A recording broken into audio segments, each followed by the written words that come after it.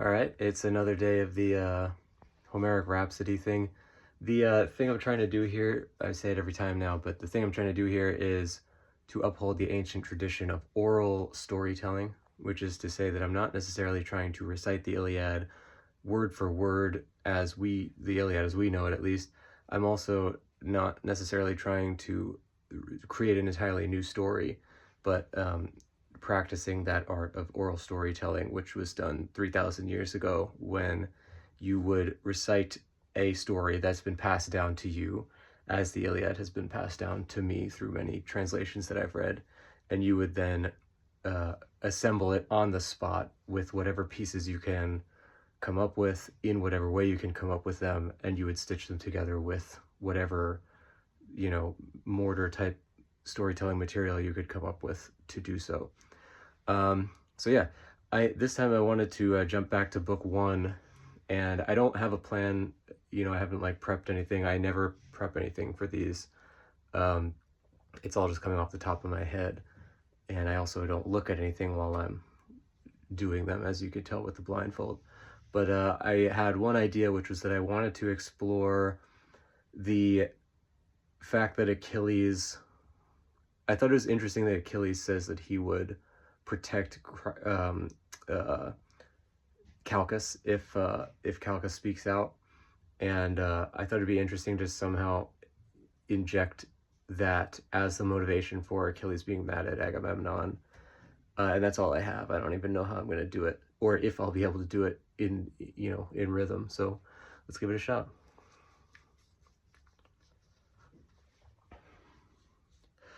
Sing, goddess, of that time when Achilles, the great runner, son of Peleus, had assembled the host of his own calling on the shore of Troy. All the great captains were there, Idomeneus, Odysseus, Ajax, big and small, all of the lords of mainland and island Greece, and Achaea and Danaans, and all were assembled. Thus Agamemnon came last. He was summoned like any of the other captains, though much enraged on the inside that one of his men would presume to summon him to an assembly. Achilles spoke, held the staff in his hands, and began his speech.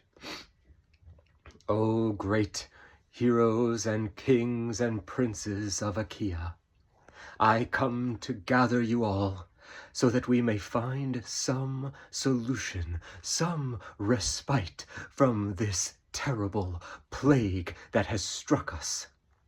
We are dying, dozens a day. Our men will be withered before we even clash another sword with those Trojans. Some god will have done their work for them. Thus, I propose that we speak to some who is skilled in reading dreams and signs and portents, and who has communion with the great gods themselves.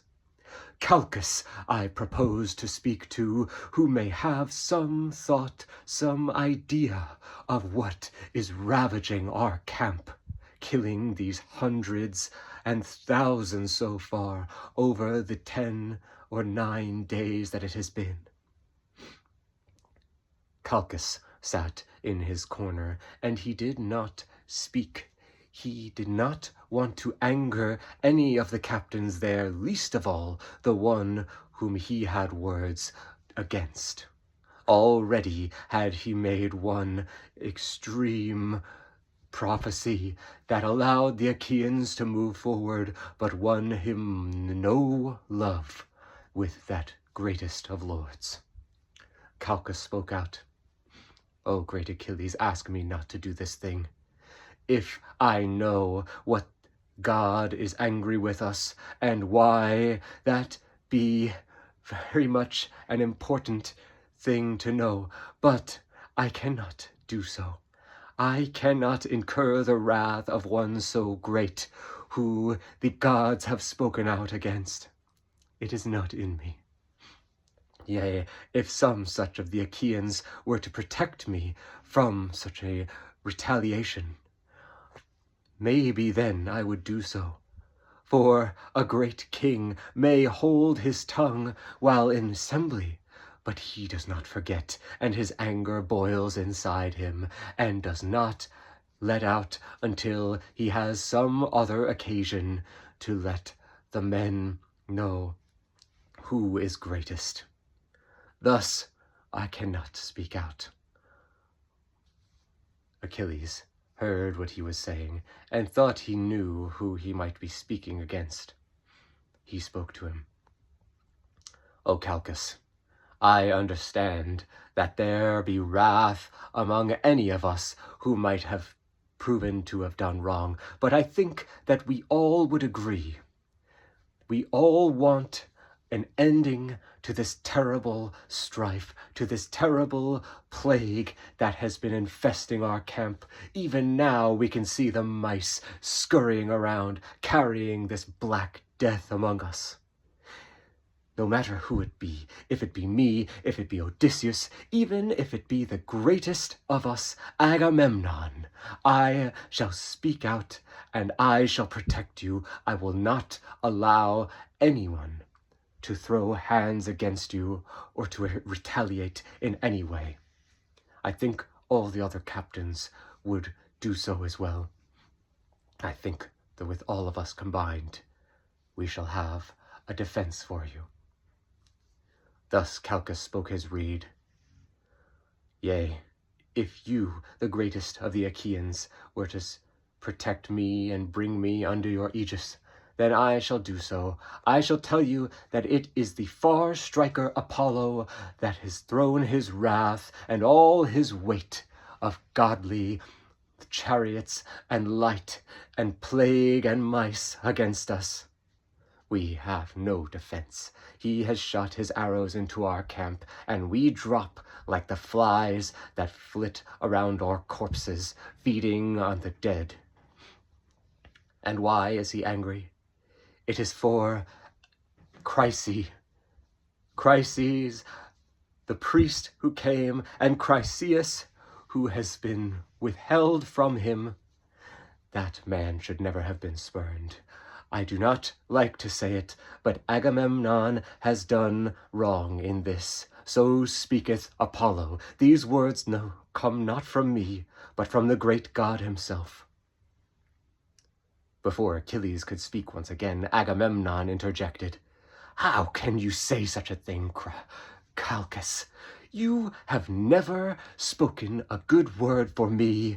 When we were back on Aulis, you had me do the unspeakable, and though it did help the Achaeans, you ask me now once again to bury my anger and bury my shame, and do another thing to propitiate one of the Olympians. Yea, I make sacrifice wherever I can. I praise the gods, but I cannot do this thing, not again, not in front of all these assembled captains. It would not be right for the greatest of the Achaeans to have to bow like this. Let someone else give their woman back. Let any other thing occur, but not this. If you press me, Calchas, I shall lay my hands on you. I care not what anyone says for protection. And thus Agamemnon, seeing that Calchas was making ready to speak against him once again, he jumped toward him, and he laid his hands on the collarbone of Calchas and made to strangle him. All that rage for this not only, but that great and terrible deed he had been forced to do so many years ago, was still pent up inside him. Achilles took no time. He sprang forth, using all that athleticism and speed that he had gained in his many years, half a god, half a man. Achilles moved forward, sword still in sheath, but with his invincible hands he laid on Agamemnon's sacred person. He wrenched Agamemnon from him, and all the men as one gasped. None were to touch the sacred person of Agamemnon, not even that greatest of Achaeans, Achilles, perhaps especially not that son of Peleus, who had many times, even today, and many times before, ousted him and one-upped that king, so as to almost seem among the Achaeans a man himself worthy of worship. And this would not brook with that king of the Argives, the Lord Marshal Agamemnon. Agamemnon spoke. You have invoked death, Achilles, to bring your hands on me. You may not do such a thing, not even in defense of a man you have sworn to protect. Yea, because I am a merciful leader, and because our men need you as a bulwark for the Achaeans, I deign to allow this to pass. But you shall be punished for it. You shall lose your woman. Briseis, who we had taken alongside Chryseis from that city of Lemnos, she shall go to me, and Chryseis shall go to her father. You will not go unpunished for this deed you have committed. Achilles heard what he said, and his blood boiled. He saw the king going back onto his rostrum. He saw the man's smugness as he smiled and thought to himself, that King Agamemnon, he could see that king thinking that he had solved all, that he had made a great and humbling solution, showing both his power as a king and his mercy to the men, to appease the great god and to bring low the greatest of his warriors all in one. Yea, Achilles would have taken up his bronze blade from the sheath at his chest if that goddess Athena had not come down and stopped him. None of the men saw, but in his mind a transformation occurred. He knew then what he must do, and it was to great and terrible effect for all the Achaeans assembled, that this decision, which seemed to be the less shedding of blood, the less violent, would come to make a grave for many of the assembled Achaeans. All right, interesting. I ended up making actually kind of an interesting plot point, I guess, that Achilles would be paying a price basically for laying hands on Agamemnon. That was kind of a cool story moment, which, you know, that was basically what I wanted to set out to do, is try to find some more dynamic motivation for, you know, Achilles made this promise to defend Calchas, but it never really plays out in the story. He says, I promise to defend you, and then he just happens to get in an argument with Agamemnon, almost like looking for an argument, but he never makes good on the thing that he says to Calchas, and that was what I wanted to explore, and ended up coming up with some interesting plot points, where because he was honor bound to defend Calchas, he like sort of forgets himself and then pulls away Agamemnon, and even though he doesn't hurt him, I guess the idea being that Agamemnon is like a, you know, god king type figure in this version of the story, I guess, and then that it would typically mean death to even touch his, you know, sacred person or whatever, which then causes all this chain of events to happen. Not bad. There was a couple times still where I would just get caught up with trying to come up with some kind of better word to use, and I got to stop doing that. I got to just go with what first comes to mind, or whatever works within the time limit. But I think I'm getting better, and I liked some of the dramatic just sort of flares that we put in there. Made a couple references to Iphigenia on the island of ACHILLES, which I wanted to make sure that I don't... Homer almost like goes out of his way to not mention that event. The only time when it's kind of mentioned is when Agamemnon says that Calchas always prophesies evil for him, and Calchas was the one who told him to sacrifice his daughter at ACHILLES. So it's kind of like the implication could be that. But then there's also a part where Agamemnon lists his daughters, and he says Iphigenia, which a lot of people think is Homer, like, in his version of the story, that Iphigenia was never sacrificed at all, and that she's still alive, and that's what he calls Iphigenia. But in this version, it's a little bit more explicit that he had done the deed on ACHILLES, but I tried to make sure not to explicitly say it, to at least give that little, you know, kind of nod to the way Homer tells it. Yeah, I think that was kind of cool. I don't know if where I'm going to go tomorrow. I'll probably just continue from where I was in book 4 when Athena comes down to talk to Pandarus, but we'll see what happens. It was kind of cool to go back, you know, invoke the muse to tell of X, Y, or Z part of the story, which I assume would be kind of how Homer or the Homerity would tell stories, where somebody would say, oh, tell the story of, you know, the Aristae of Diomedes, and then they would invoke the muse to tell of that part. And the way we know the Iliad and the Odyssey, there's only 1 or 2 parts per story where they specifically invoke the muse to tell of X, Y, or Z. And it's usually thought of as you invoke the muse to start the story. And then there's 1 or 2 parts it's like, oh, you know, help me tell the catalog of ships because it's so hard to say.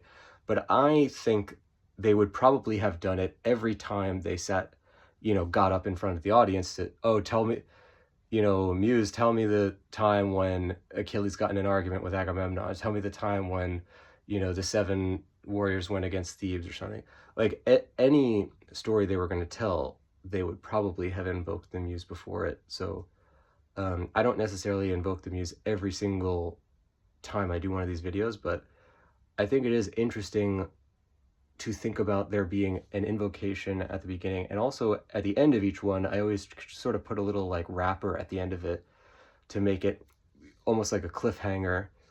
You know, oh, and this was to spell doom for all the Achaeans who heard it or whatever, which does kind of seem to happen in the Iliad a lot, where there would be like a little moment that to our ears kind of sounds like a spoiler, where it would be like a little thing where it's like, oh yeah, Patroclus did this thing, and the fool didn't understand that it was gonna, you know, cause his death or whatever.